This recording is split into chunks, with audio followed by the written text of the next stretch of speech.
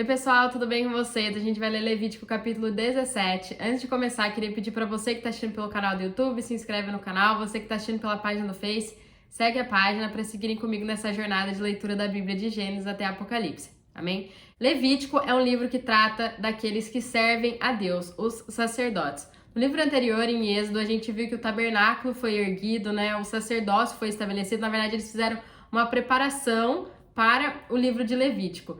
E depois que tudo isso foi organizado, o povo viu a glória de Deus enchendo o tabernáculo, então era necessário um livro que nos falasse, sobre os servos que iriam participar desse serviço a Deus. Os sacerdotes, realmente detalhando todas as ofertas, o tipo de vida, a conduta que eles deveriam ter como sacerdotes. E a vida, dos sacerdotes deve corresponder ao que Deus é. Então Deus é santo, portanto os sacerdotes deveriam ser santos assim como Deus é. Amém? E nos primeiros 10 capítulos de Levítico a gente viu sobre as ofertas, a gente viu sobre o sacerdócio, E os 5 capítulos depois a gente viu quem nós somos, o que a gente realmente é, qual é a nossa origem, qual a nossa condição, qual a nossa situação e tudo o que sai da gente. A gente viu que é realmente um retrato negativo de quem a gente é, mostrando realmente quem a gente é, do capítulo 11 até o capítulo 15, e é realmente um pano de fundo para nos apresentar Cristo como aquele de quem todo mundo precisa. Amém? Então, de acordo com o conceito de Deus, de acordo com sua economia, a redenção era necessária, porque a gente tinha uma dívida com Deus e nós sozinhos não conseguiríamos pagar essa dívida, quitar essa dívida. Por isso, o próprio Deus se oferece como uma oferta para acabar uma dívida que a gente tinha com Ele. Amém? E no capítulo 16, a gente viu um tipo, a gente viu uma sombra da obra redentora de Cristo, a gente viu a expiação, descrita, incluindo 4 ofertas básicas, apresentadas do capítulo 1 até o capítulo 7. A gente viu o holocausto, a oferta de cereais, a oferta de pecado e a oferta pela culpa. A única oferta que ainda não foi incluída foi a oferta de paz. Então, em tipologia, este capítulo nos mostra que a expiação foi feita por nós e que agora nós podemos desfrutar de Cristo como um holocausto, e nos alimentar dele como essa oferta de farinha. E Levítico 17 é realmente um lembrete e uma advertência sobre o abuso de sacrifícios.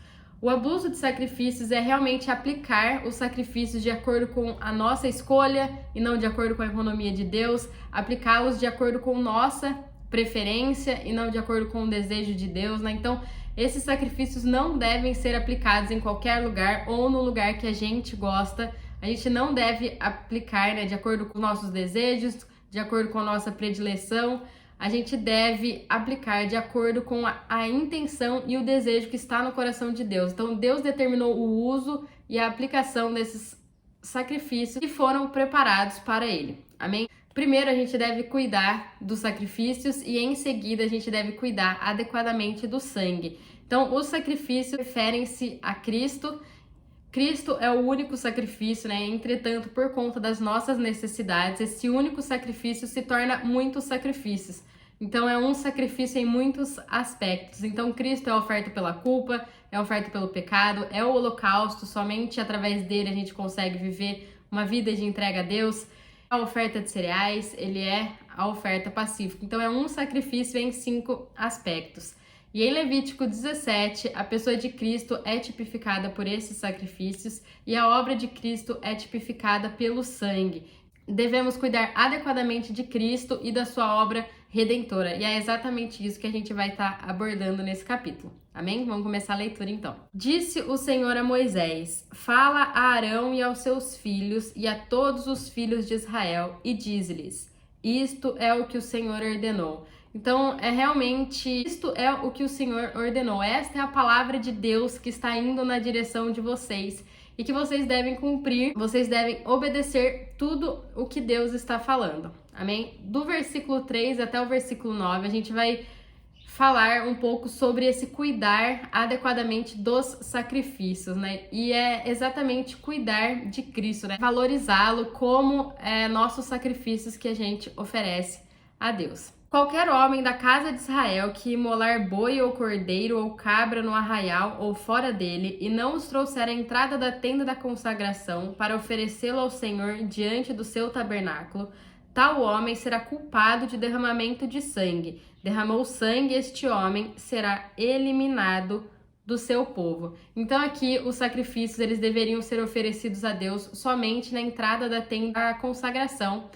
E o seu sangue deveria ser derramado no altar. Isso significa que nossa aplicação de Jesus, né, como esse sacrifício que a gente oferece a Deus, e nossa participação em seu sangue redentor deve ocorrer na morada de Deus, né, e por meio da cruz, né, que a gente já viu que o altar tipifica a cruz de Cristo. Então, os israelitas, eles receberam essa ordem de não oferecer seus sacrifícios no lugar da sua escolha, né? Deus falou para eles receberam, né, uma palavra da parte de Deus que os sacrifícios deveriam ser levados a um único lugar, e esse lugar era o lugar que Deus havia escolhido e designado. Então, era escolha de Deus que eles deveriam levar o sacrifício para a entrada da tenda da consagração, né, diante do tabernáculo, diante de Deus.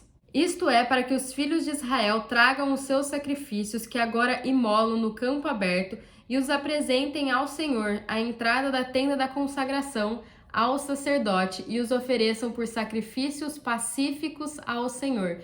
Então aqui nesse versículo 5 está falando pra gente sobre os sacrifícios de ofertas pacíficas a Deus. Isto representa Cristo como nossa paz com Deus, né? Para que a gente possa desfrutar de Cristo junto com Deus.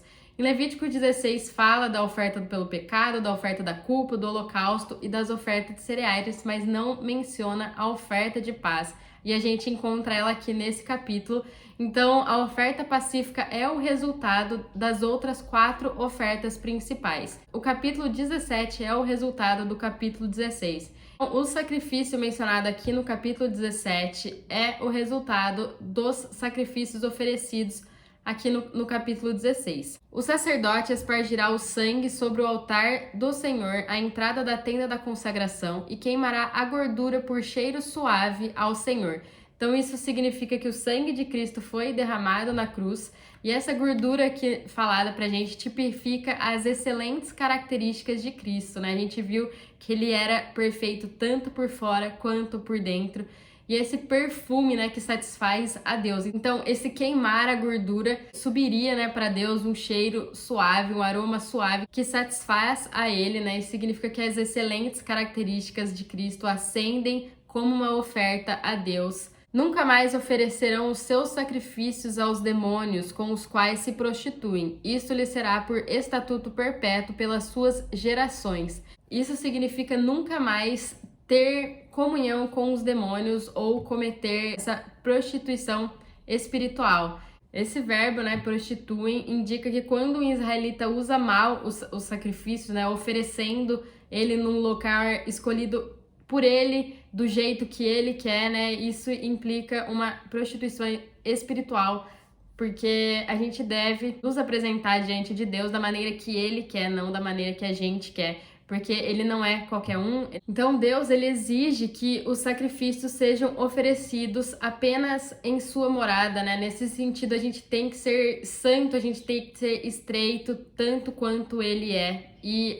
ele é o nosso modelo e a gente deve segui-lo, a gente deve fazer tudo de acordo com as ordenanças e de acordo com os mandamentos dele. Dize-lhes: qualquer homem da casa de Israel ou dos estrangeiros que peregrinam sobre vós, que oferecer holocausto ou sacrifício, e não o trouxer à entrada da tenda da consagração para oferecê-lo ao Senhor, este homem será eliminado do seu povo. Então aqui menciona o holocausto, né? Então a oferta queimada representa Cristo como o nosso holocausto que a gente oferece a Deus, que somente através da vida dele a gente pode levar uma vida de entrega absoluta a Deus, porque somente porque Cristo vive em nós é que conseguimos nos entregar plenamente ao Senhor. Então, aqui no versículo 9 fala que quem não levar, né, sacrifício à entrada da tenda da consagração seria eliminado do povo.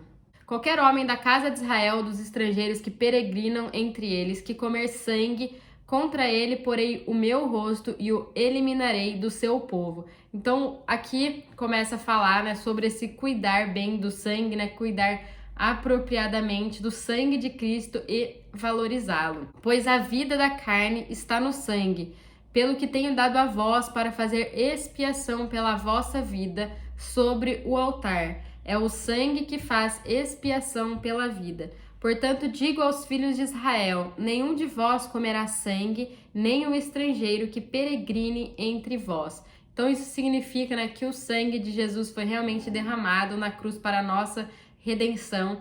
E aqui a vida está no sangue. Então, se a gente sabe que o salário do pecado é a morte, alguém, né, deveria morrer, ou na verdade nós deveríamos morrer, porque como nós somos pecadores e o salário do pecado é a morte já era a nossa condição, vamos dizer assim.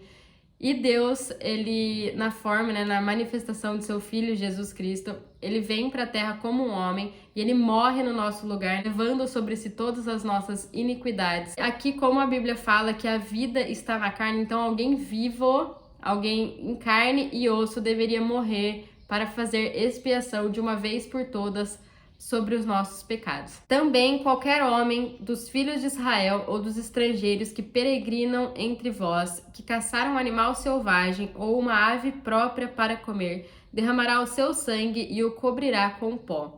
Porque a vida de toda criatura é o seu sangue. Por isso eu disse aos filhos de Israel: não comereis o sangue de nenhuma carne, porque a vida de toda carne é o seu sangue. Qualquer que o comer será eliminado. O único sangue que a gente deve aceitar e valorizar é o sangue de Jesus, que foi derramado na cruz, né? Que foi derramado nesse altar diante de Deus para a remissão de todos os pecados. Amém? Todo homem, quer natural, quer estrangeiro, que comer um animal morto ou dilacerado, lavará suas vestes, se banhará em água e será imundo até a tarde, depois será limpo. Então, o sangue, né, dos que morrem naturalmente, né, representa o sangue daqueles que se sacrificam pelo bem dos outros. Mas este sangue não pode nos redimir de nossos pecados, somente o sangue de Jesus, a quem Deus quebrou na cruz, pode nos limpar dos pecados. E o sangue do que foi feito em pedaços pelas feras representa o sangue daqueles que morrem como mártires nas mãos de pessoas selvagens, né, que se comportam como feras. Mas este sangue também não pode nos redimir de todos os pecados. Somente o sangue de Jesus pode nos lavar e nos purificar. Então, na cruz, Deus julgou Cristo em nosso lugar. Então, portanto, o sangue de Cristo é o único sangue que pode nos redimir dos nossos pecados. Isso significa que quem quer que tenha tomado qualquer outro sangue, né, que tenha aceito qualquer outra crença, que não seja aceitar o sacrifício de Jesus, que não seja declarar que Ele é soberano, que Ele é o nosso Senhor e Salvador, será impuro até que esse assunto seja esclarecido, até que conheça, né, Jesus, e depois ele será limpo através do sangue dele. Se, porém, não as lavar nem banhar o corpo, levará sobre si a culpa. Então, isso significa que quem quer que tenha tomado qualquer outro sangue, né, e que não tenha agido com relação ao seu comportamento, com relação a si mesmo, né, e tudo o que ele fez no passado e não se purificar, ele será condenado. Então, esse tipo revela que a gente deve oferecer Cristo no lugar que Deus escolheu e que a gente deve crer na sua obra redentora e nem substituir isso por nada. Então, esse aspecto do tipo de revelação divina é crucial em relação às pessoas que vivem no mundo de hoje, né? No mundo que a gente está vivendo, nesse mundo cheio de confusão quando se trata de religião. Então, todo pecador deve crer somente em Jesus e aceitar seu sangue para ser redimido a fim de ser salvo. Amém? Somente através da obra redentora de Cristo a gente pode ser salvo. A gente não faz nada para ser salvo, a gente só declara que Ele é nosso Senhor e Salvador e a gente é salvo. Amém? Fiquem com Deus e até o próximo vídeo.